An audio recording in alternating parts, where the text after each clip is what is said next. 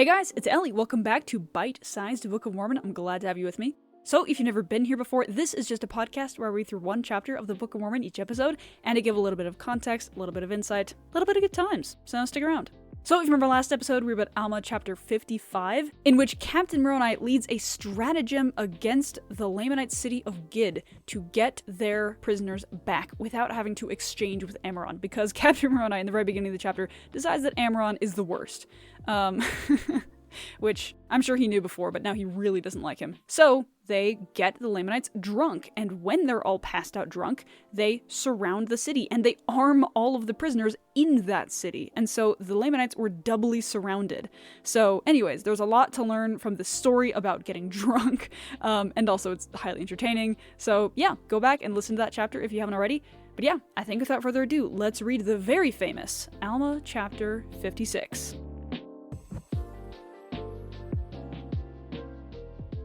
And now it came to pass, in the commencement of the 30th year of the reign of the judges, on the second day of the first month, Moroni received an epistle from Helaman, stating the affairs of the people in that quarter of the land.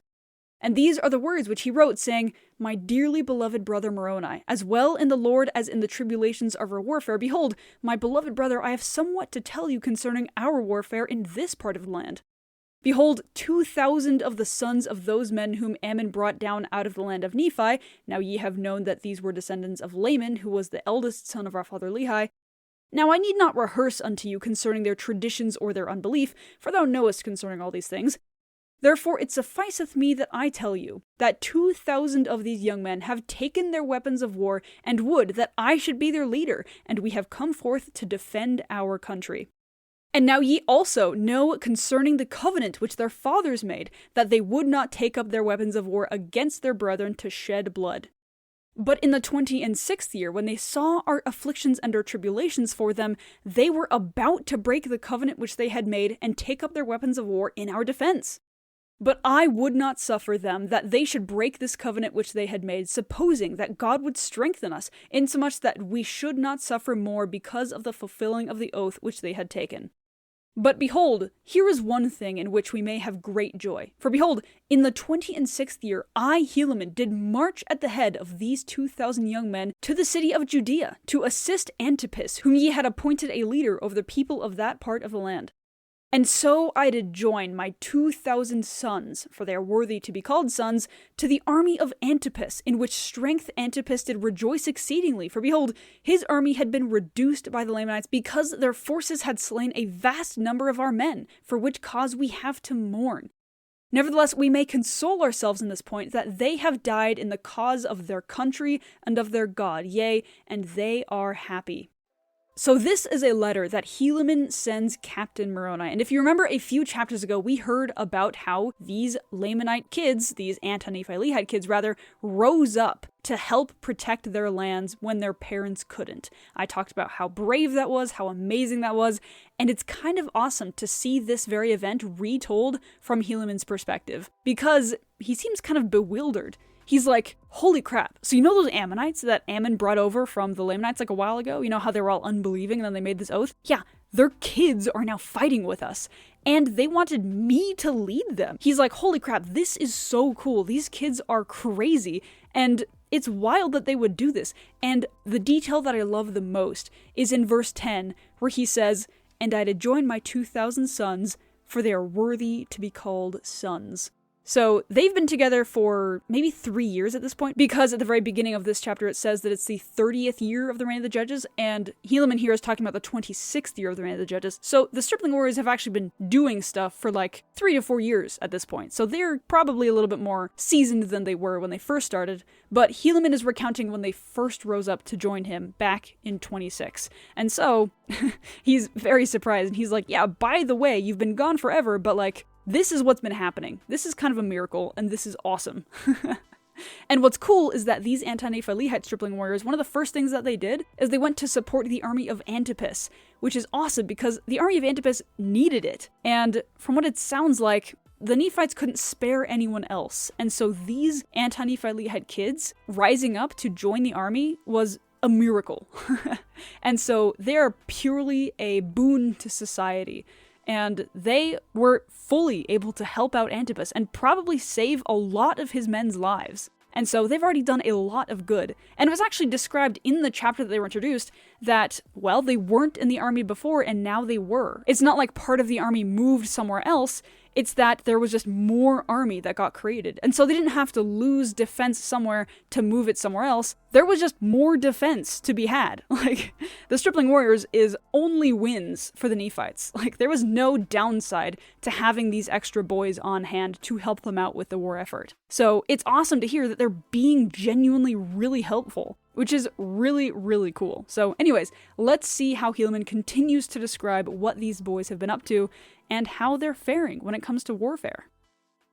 And the Lamanites had also retained many prisoners, all of whom are chief captains, for none other have they spared alive. And we suppose that they are now at this time in the land of Nephi. It is so, if they are not slain.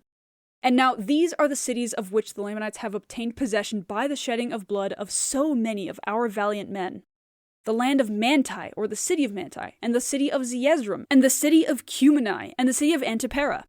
And these are the cities which they possessed when I arrived at the city of Judea, and I found Antipas and his men toiling with their might to fortify the city. Yea, and they were depressed in body as well as in spirit, for they had fought valiantly by day and toiled by night to maintain their cities, and thus they had suffered great afflictions of every kind.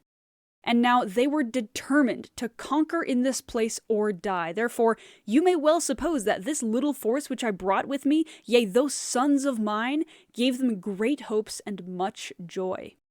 And now it came to pass that when the Lamanites saw that Antipas had received a greater strength to his army, they were compelled by the orders of Amram to not come against the city of Judea, or against us to battle. And thus we were favored of the Lord. For had they come upon us in this our weakness, they might have perhaps destroyed our little army, but thus we were preserved. They were commanded by Amram to maintain those cities which they had taken, and thus ended the 26th year. And in the commencement of the 27th year, we had prepared our city and ourselves for defense. Now we were desirous that the Lamanites should come upon us, for we were not desirous to make an attack upon them in their strongholds. And it came to pass that we kept spies out round about to watch the movements of the Lamanites, that they might not pass us by night nor by day to make an attack upon our other cities which were on the northward. For we knew in those cities they were not sufficiently strong to meet them. Therefore we were desirous, if they should pass by us, to fall upon them in their rear, and thus bring them up in the rear at the same time they were met in the front. We supposed that we could overpower them, but behold, we were disappointed in this our desire. They durst not pass by us with their whole army, neither durst they with a part, lest they should not be sufficiently strong and they should fall. Neither durst they march down against the city of Zarahemla, neither durst they cross the head of Sidon over to the city of Nephihah. And thus with their forces they were determined to maintain the cities which they had taken.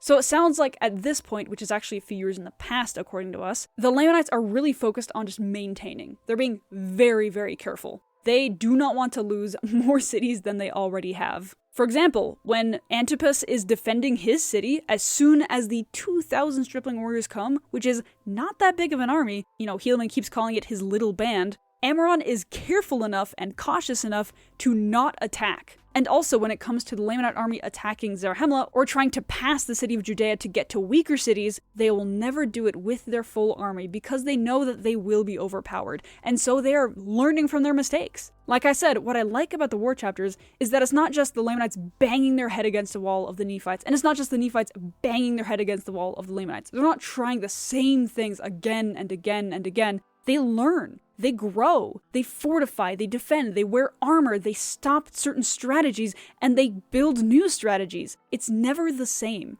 And often the differences are subtle, but they're noticeable, and they're pointed out in verses like this. And again, that is partially why I love the war chapters, because it's so varied in such subtle ways, and the way that they vary show that these people learn from their mistakes, and they grow, and they change, and they, again, strategize. And now it came to pass in the 2nd month of this year, there was brought unto us many provisions from the fathers of those my 2,000 sons. And also there were sent 2,000 men unto us from the land of Zarahemla, and thus we were prepared with 10,000 men, and provisions for them, and also for their wives and their children. And the Lamanites, thus seeing our forces increase daily and provisions arrive for our support, they began to be fearful and began to sally forth, if it were possible, to put an end to our receiving provisions and strength. Now when we saw that the Lamanites began to grow uneasy on this wise, we were desirous to bring a stratagem into effect upon them. Therefore, Antipas ordered that I should march forth with my little sons to a neighboring city, as if we were carrying provisions to a neighboring city. And we were to march near the city of Antipara, as if we were going to the city beyond in the borders by the seashore. And it came to pass that we did march forth, as if with our provisions, to go to that city. So now the Lamanites are getting stressed because the Nephites are getting stronger. They're getting more fortifications, they're getting more armies, they're getting more provisions. So they're stressed out that if they wait very much longer, they're never going to be able to beat the Nephites in this part of the land. And so they're trying to stop that avenue that they have for building strength. They want to stop the supply lines, basically.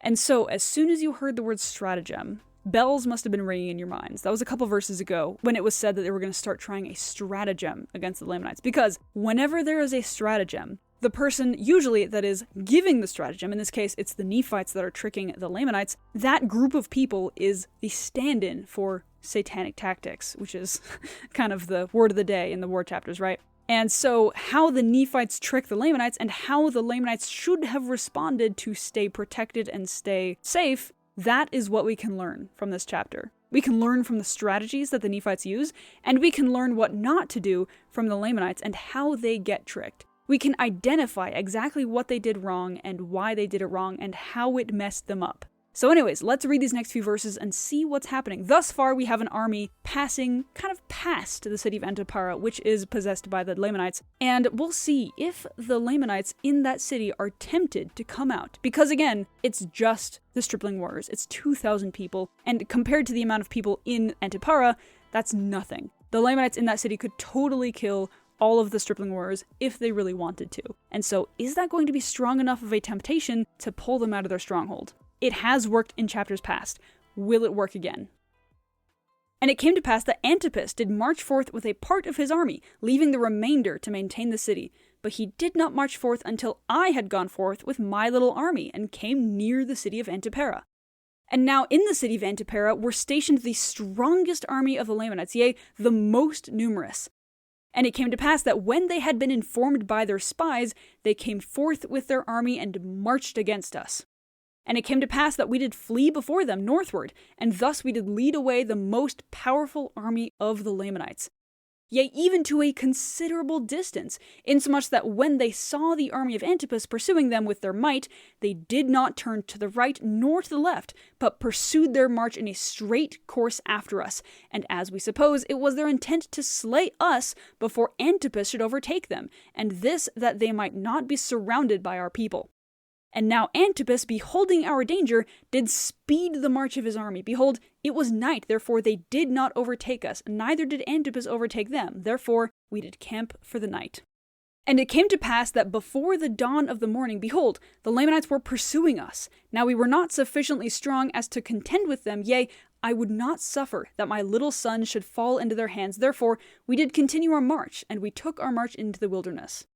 So, almost immediately, the army of Antipara began to chase the little army running past them, supposedly to offer supplies to a nearby city. And not only that, but this army in Antipara is supposedly the biggest of the Lamanites. This is the biggest group of Lamanite army that exists in a city. So this is not slim pickings here. This is one of the biggest Lamanite armies in the entire land. And so this is really significant. And also what I want to point out, and how this is different from the same stratagem that was pulled a few chapters ago, is the fact that the Nephites played on the Lamanites' fears. Because the Lamanites were afraid that the Nephites were just going to continue to get stronger and stronger and stronger from their supply lines, that eventually they would be unbeatable. And so what the Nephites did to exploit that is to pretend to be running supply, to pretend to be part of this thing that the Lamanites are so afraid of, to be part of the growth of the Nephites in the area that the Lamanites are so afraid of, to make them act impulsively, to make them act rashly. And I think that is what really sets this apart from the previous one. Again, this is a very similar stratagem to what happened a few chapters ago, but this to me is very different. The fact that the Lamanites were worried about the strength of the Nephites, and so when they see a small Nephite army running past them to provide strength to a neighboring city, they go, hey, we can stop that. We can stop them getting strength. And so this is a small thing that we can do to kind of calm our fears a little bit with the growing Nephite threat, they would say. That, I think, is why it was effective. Because, like I said earlier, yes, the Lamanites do learn from their mistakes, they do change their strategies, but they can be tempted. And they can be made impulsive by their fears. And so even if we know something is wrong and stupid and incorrect, or even sinful or wicked, you might say, we can still be tempted, even if we know better. If we are afraid of something, and if that temptation exploits our fear. Whatever that may be for you. So anyways, that's what I think makes this really significant. The Nephites knew the Lamanites were worried about their supplies, and so they pretended to be a supply run that was weak and vulnerable. A small group that they could take out if they wanted to. And so they made themselves a massive, massive target.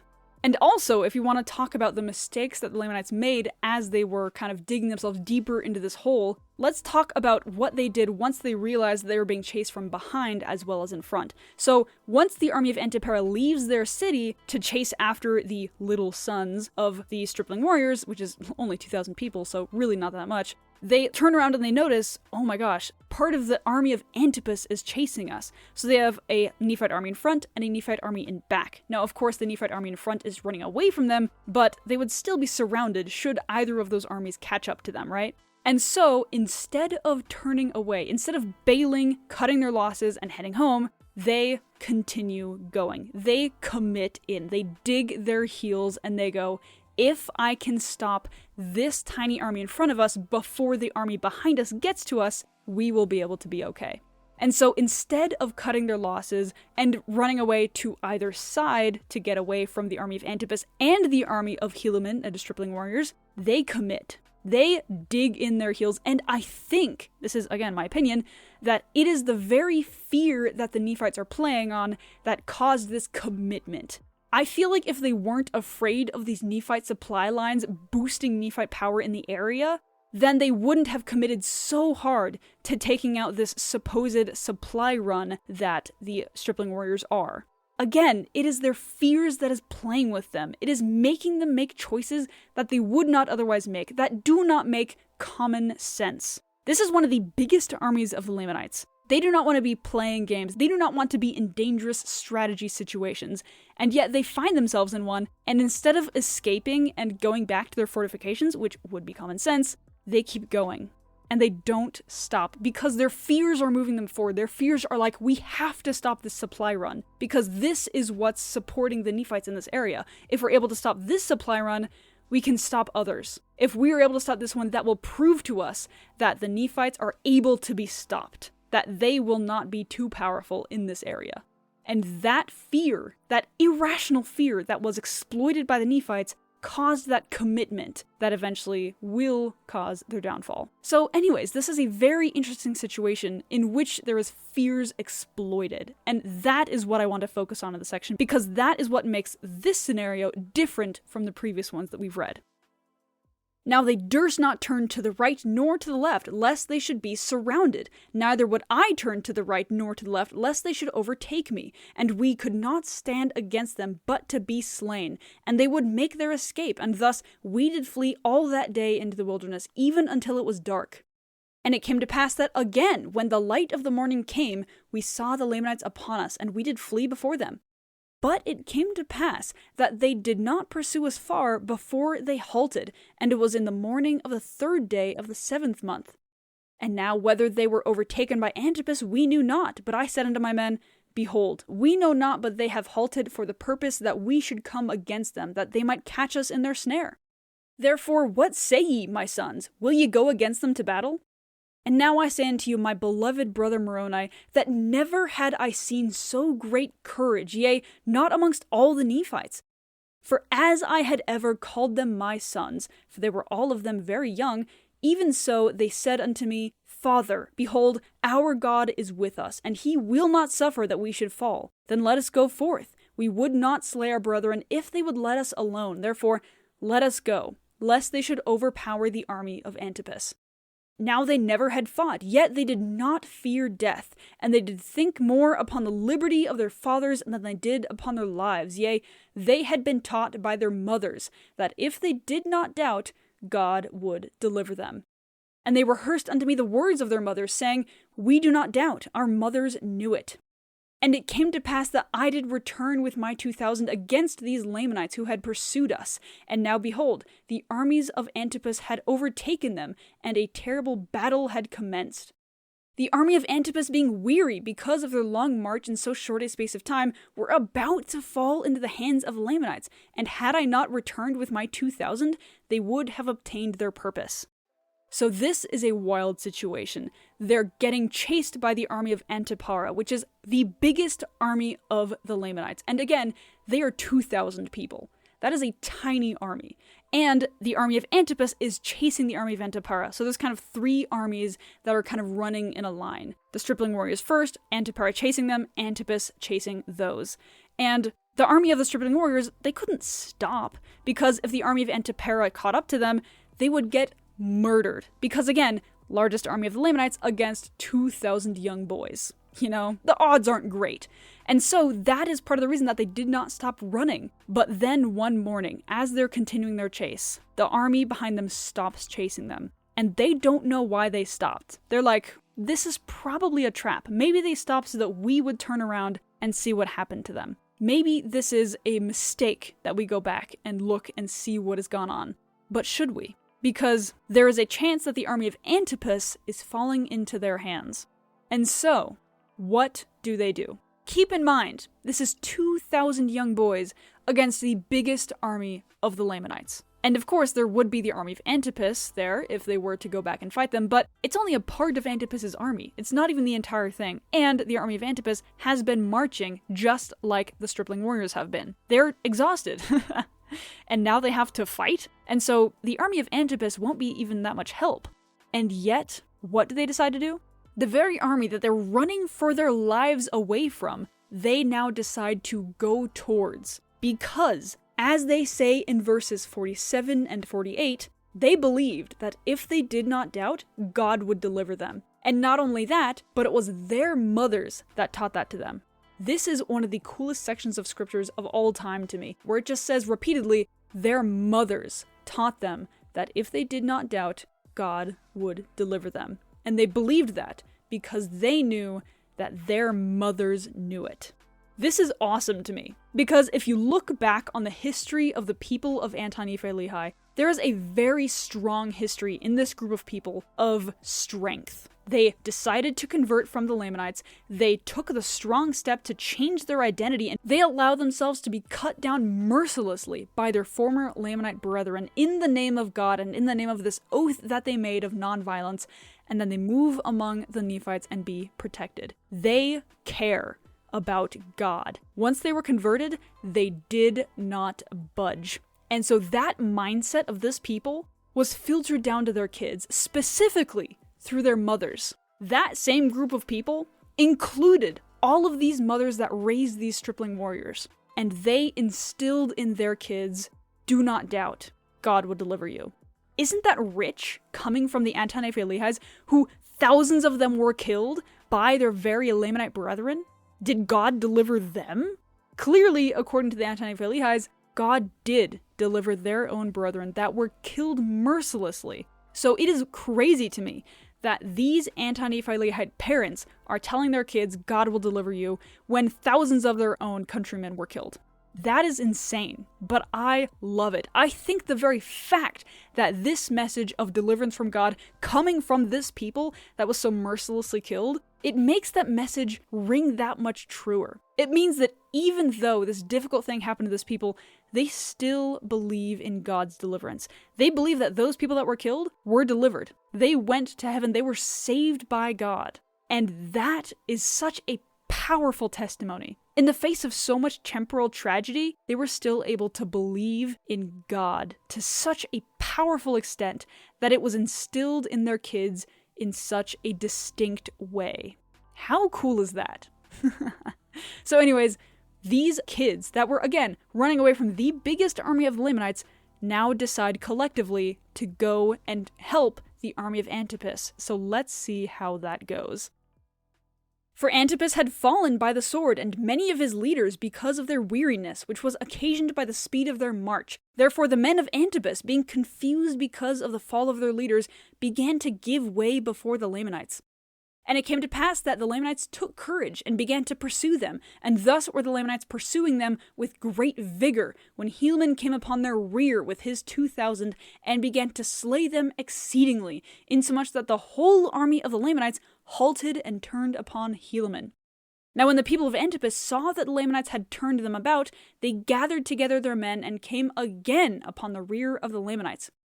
And now it came to pass that we, the people of Nephi, the people of Antipas, and I with my 2,000, did surround the Lamanites and did slay them, yea, insomuch that they were compelled to deliver up their weapons of war and also themselves as prisoners of war. And now it came to pass that when they had surrendered themselves up unto us, behold, I numbered those young men who had fought with me, fearing lest there were many of them slain. But behold, to my great joy, there had not one soul of them fallen to the earth, yea, and they had fought as if with the strength of God, yea, never were men known to have fought with such miraculous strength, and with such mighty power did they fall upon the Lamanites, that they did frighten them, and for this cause did the Lamanites deliver themselves up as prisoners of war. And as we had no place for our prisoners that we could guard them to keep them from the armies of the Lamanites, therefore we sent them to the land of Zarahemla, and a part of those men who were not slain of Antipas with them, and the remainder I took, and joined them to my stripling Ammonites, and took our march back to the city of Judea. What a wild chapter. You really can't say more about it than I already have. Holy crap. So not only were their fears exploited to get them out of their fortifications, but once they were out of their fortifications, they committed, and they would not stop chasing the people of the stripling warriors because they wanted to live, and they had to commit to the bit at that point. They were too far in. And then, once the army of Antipas seemingly catches up to the army of Antipara and starts attacking them, and therefore stops chasing the stripling warriors, the stripling warriors stop. And Helaman is like, hey, I know that this army is absolutely massive compared to us. I know that there's only 2,000 of us. But do you want to go fight the army of Antipara? Because they're probably fighting Antipas right now, and Antipas doesn't have the largest army. And they're tired, just like we are. So, do you want to go help them? I would have forgiven them if they said no. Because there's only 2,000 of them, and that Lamanite army is massive. But no, they decided, yes, let's go. If we do not doubt in the cause of God, we will be delivered. We will be protected. And you know what's insane? Not only did those 2,000 kids turn the tide of that battle and cause them to win the day, even though Antipas, the general of the other army, and a bunch of his leaders were already dead when they got there, but also none of the stripling warriors were killed. That is miraculous in every way.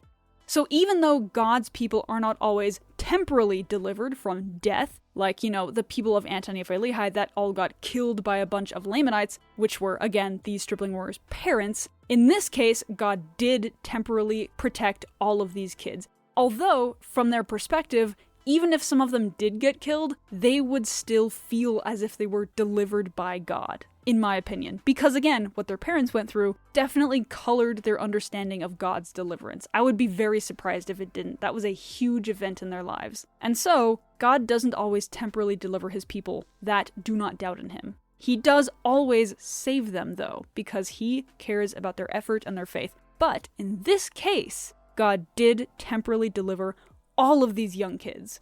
Oh my gosh. This chapter is so cool. I love the stripling warriors and the lessons that they can teach us. So the standout verse for this chapter is going to be verse 45, which says, "And now I say unto you, my beloved brother Moroni, that never had I seen so great courage, nay, not amongst all the Nephites." So what I love about this is that, one, it touches upon the coolest part of the chapter, which is the bravery of these stripling warriors, which is absolutely stunning. It's so interesting to read about. But also, remember, this entire chapter is a letter. It is Helaman talking to Captain Moroni. So this is literally from Helaman's perspective. And basically, this entire chapter is just a narrative. It doesn't really directly say, hey, Moroni. You know, it doesn't really do that throughout this chapter. But in this verse, Helaman wanted to emphasize the point that, holy crap, Moroni, these people were so brave. While the rest of the chapter is basically just narrative retelling of what happened, Helaman pauses here and goes, Moroni, this struck me. This was amazing. And so he pauses in his retelling of events and he just goes, Moroni, I need you to understand, I've never seen such bravery among anybody. This was miraculous. And I just love the way he pauses there. It's a small detail, but it's just kind of beautiful to me. It reminds me that Helaman is a human being, and he is just as surprised at these kids as I likely am. And he calls them his sons. He calls them his little sons, his little band. Throughout this entire chapter, he calls them his kids, which is awesome. And it shows that they really have this close relationship. And I think that that is absolutely beautiful.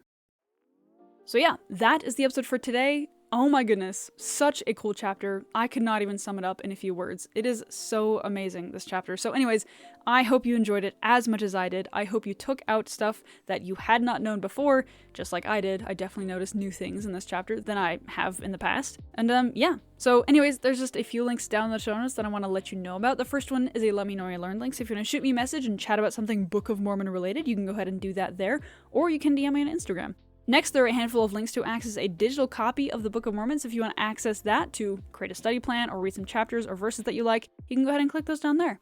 Thirdly, there is a support the show link, so if you really like what I do and you want to support it, that is the way to do it. That would be greatly appreciated should you do so. And yeah, so next there is the YouTube link, so if you want to access the podcast on that platform and you also want to find some YouTube shorts that I post on there, you can go ahead and subscribe to that channel. And finally, we are on Instagram, so if you want to find me where I'm the most active, where I post all those reels and those trivias and those story updates, you can find me there. But yeah, that's all I've got for you today. I'll talk to you later. Bye.